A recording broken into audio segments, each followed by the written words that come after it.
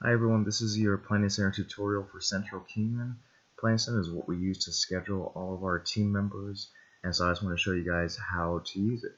So when you first get your email set up that I already sent you, you will have the prompt to set up your account with your email and password, and then this is how you'll be using the features of Planning Center. So let's go to planningcenteronline.com, and then one of the first things you're going to see at the top is just these tabs. The only ones that are going to really pertain to you are just the My Schedule and the Plans tab.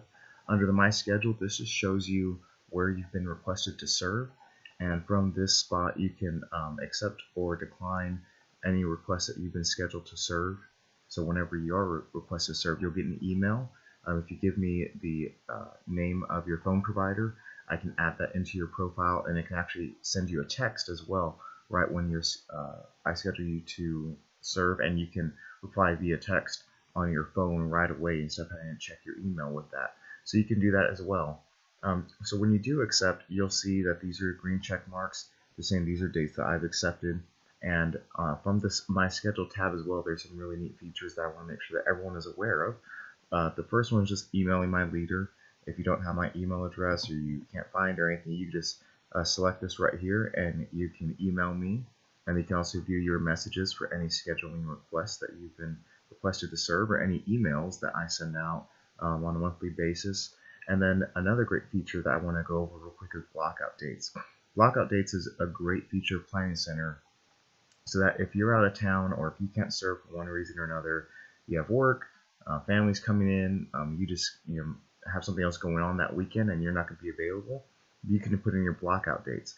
This ensures that I know 100% that you are not available, and there is no way that I can schedule you. If I do try to schedule you and you have a blockout date, it shows up on my end in big flashing red letters saying this person said they are not available. So it's always great to put that in for me by the end of the month.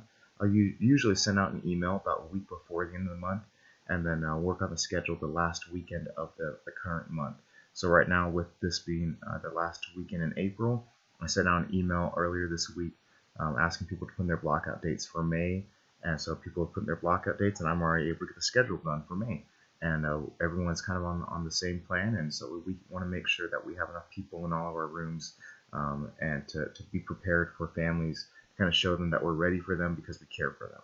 So that's what we want to do. So that's why blockout dates are so important. So let me kind of just show over. It's really easy to use. You just click on blockout dates right there, or just over here on your calendar. So you'll just hit blockout dates, and you'll just go ahead and you can put a blockout dates as far in advance as you want. If you know in a couple months you're going to be out of town, or a couple weeks, whatever it is, you can put them in. So I'm actually going to be out of town at the end of May, so I need to put in my blockout dates here. And so you'll just put in the dates that you're going to be out just for that weekend.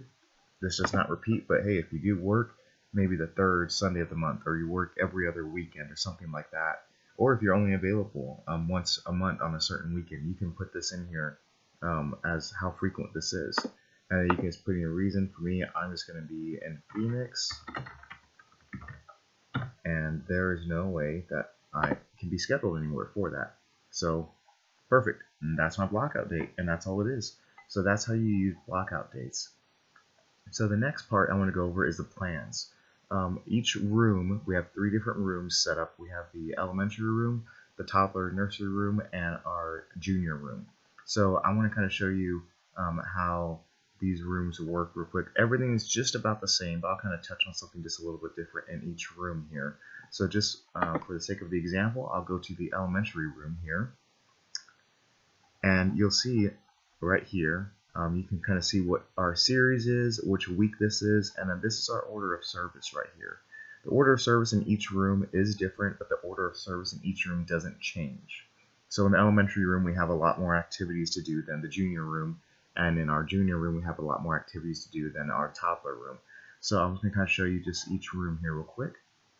So you'll see here, what we of course have our service times, and then over here on the side, you're going to be able to see who is serving with you in these services here as well. So for check-in, I can see that someone was doing check-in right here, and for the elementary, for second service, for example, you can see who else is serving with you during that service. So when you come down here to the notes section, I always put in the notes briefly for that service to let you know what the Bible story is, what the bottom line is, and our memory verse, and as well as the life app or the series theme. The bottom line right here is something that we always want to be saying over and over and over again to all of our kids. We always want them to remember this thing. We want parents to say, when they come to pick up their kid, parents are going to ask, what did you learn today? And we want this to be what kids say to their parents. So we know that if the kids enjoy it, they're going to want to come back. And if the parents see that the kids learn something, they're going to want to come back. And so they're going to eventually then come back. And so that's our plan with this. So that's why the bottom line is so important here. So over these features right here, I'm going to kind of just touch bases on them. Like I said, each one is different in each room, but the service order is the same. So in every aspect, there's typically just going to be a text. That's going to be, you'll just click on this arrow right here on the side, this gray arrow, and it's going to have the drop down. Underneath that, you'll see any notes for the audiovisual team. If you're doing media, you'll say, hey, we need to put up the welcome slides, go over our 5 rules, the theme loop, the life app loop on the computer. And then you're also going to see this text right here. You're also going to see that typically the bottom line is in bold right there. So I'm sorry, this is our life app right here. This hope, believe that something good can come out, something bad. So that's our life app for this month that we have bolded right here. So there's the text, and you'll see for that. And then in the elementary room, I have this first, second, and third. This is to let everyone in each service know who is actually leading that part. And this is the only time we do this in the elementary room. In the other rooms, there's typically just one teacher who will be doing this area. So I don't put in who's going to be doing that. So for example, if I have Leah in this room, so for first service, she'll be doing the welcome. And I'm in the room for second service, and then I'll be doing welcome for second service. And then for third service, I'll have someone else be doing welcome. So this is just to let you know who's doing what. And let's go down here, for example, for the next thing. Paper Dragons is our game, for example, and I'm always gonna have this: what you need, what you do, and what you say. So every segment that has an activity, you're gonna have this: what you need, what you do, what you say. Just so that way everyone's on the same page and everything is explained for you. Sometimes there will be a hyperlink tab right here. So for an example of this game or for this craft, click here for the finished product. You can just click on that and it'll take you to the YouTube video, to the Pinterest page, to kind of see whatever it is that I'm trying to explain. Sometimes the what you do part can be kind of tricky, and you're trying to read the instructions saying, how do I make this? How is this game supposed to happen? You can just click on that and it can show you what it's supposed to look like exactly. So also, if you're doing media or if you're doing the teaching part and you want to know what the slides are or what the videos are that these things are referencing, it might say put this slide up right here, these welcome slides, the game time bumper. You can select over here and you can see exactly what media is going to be up on the computer at that time. And so it's also great, for example, for the praise songs, I like doing this as well. Yeah, you can click on the YouTube video. Sometimes I'll have a dance instructional, or you can see the exact video that we're doing in the lesson or in the service that day, but also for the not the application, but for the story right here, you can see, hey, you can click on this and say, what's the intro here? Let's watch this, and you can kind of see what they're going to be talking about that day just by clicking on this. And then you can kind of scroll through all of the media attachments down here as well. Alright, so perfect. So that's the elementary room. I'm going to kind of show you the other rooms real quick.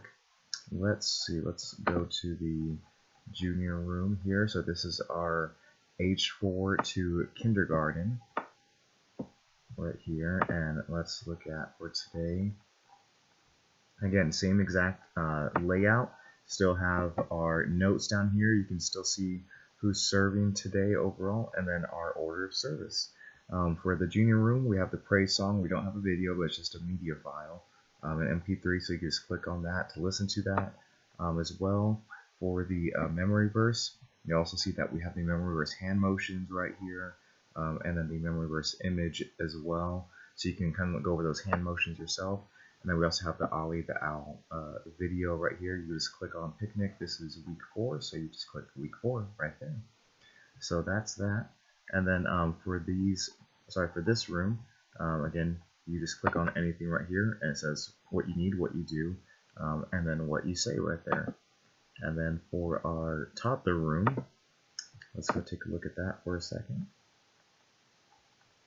And our toddlers is just age 2 and 3 that we're going to be doing curriculum with as well. And let's see, let me get this closed out. Oh, sorry, that was it.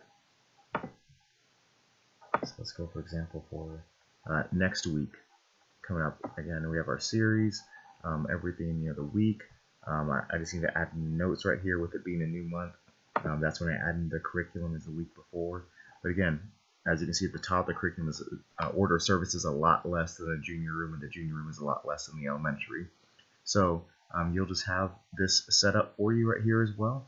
Again, we'll have the Ollie video, just an activity, maybe a second one, if you have time. If not, but that's okay. So that is your tutorial on Planning Center. Just want to let you know as well, I want to encourage you to download the Planning Center Services app. If you just search Services in your phone Play Store, you can download that and do all of these same features from your phone as well. So if you're in service or you're on the run and you're saying, hey, I got a notification, I want to respond to this request, you can open up your phone and just open up that app and respond to any request. You can look over curriculum that way as well. Same thing, you can download files. It's a really great resource. I encourage you guys to check it out. If you have any questions, feel free to let me know and reach out to me. Thanks.